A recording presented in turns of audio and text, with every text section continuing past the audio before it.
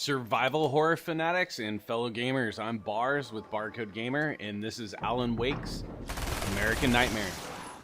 And if you're new to Alan Wake, as I am, I have not played the prequel. This is the arcade action mode that came with this title on the Xbox Arcade. So if you're new to this as well, I couldn't stress enough that you play the story mode before just jumping into the arcade action part. And the reason being is because there's scripts laying around and it directly affects your play in this arcade mode. And you know, if you're gonna get this game strictly for the arcade mode, you know, I really suggest, you know, just picking up 20 or 30 of those scripts, but I pretty much guarantee you're going to get swept up in the actual story mode itself. It's pretty awesome. But by grabbing these scripts, it's going to allow you access to pick up, you know, more badass weapons, like this hunting rifle I'm using right now. It's pretty much like 1 or 2 shots if you time it right.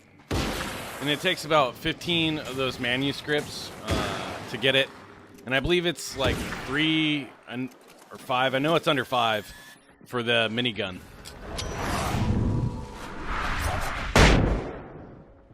I was a real skeptic, actually, about this game. I'm kind of... Well, admittedly, I'm a survival horror snob. I mean, for God's sake, I grew up playing Resident Evil 2 and fucking Silent Hill, so I mean, it's gotta be a badass game if I'm gonna play it. And by no means am I saying like those are the only two, you know, the only two of those of its kind that are good. I mean, off the top of my head, you know, I can think of, I mean, shit, The Suffering. I don't know if any of you played that, but that game was fucking unreal. And there's also, you know, the obvious, like, Fear and, you know, The Darkness. I mean, I guess that's considered survival horror, but, you know, Condemned, I mean, action survival horror, that game is also amazing. And those are just a few that, you know, I can think of off the top of my head. But, you know, this game and games like The Suffering, you know, they kind of get overlooked and missed, and a lot of people don't play them, unfortunately.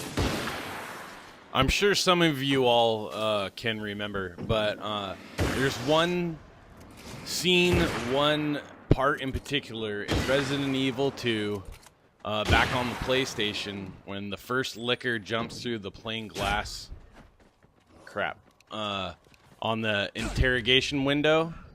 That moment right there, that's when it all started for me as a survival horror gamer fan. And I'd love to hear, you know, your guys' moments. Feel free to leave comments below of, you know, when, you know, your favorite moments in whatever game it is. You know, I'd love to hear it. It's that rush, it's that feeling, you know, when you're just like about to die but somehow you escape it, that just it gets us, it gets us going. And, you know, I don't know, I'm passionate about it, and that's kind of why I'm against Capcom doing the Resident Evil series, but I'm not all about the hate. And I'm actually looking forward to the new Operation Raccoon City. I mean, 4-player, multiplayer zombies. I mean, who wouldn't be thrilled to try that? But yeah, you know, back to Alan Wake here. If you haven't tried this game, you want to. There is a demo, so you know you can just give it a shot yourself. And it is 1,200 Microsoft points if you just want to go ahead and buy it. You know, I definitely think it's worth it. You know. I'd give it my 4 out of 5 fucking bars or whatever the hell you want to call it.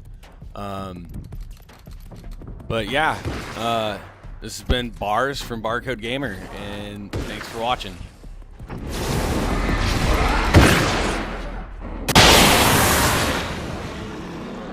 You are victorious. The Taken have fallen before the thunder of your guns.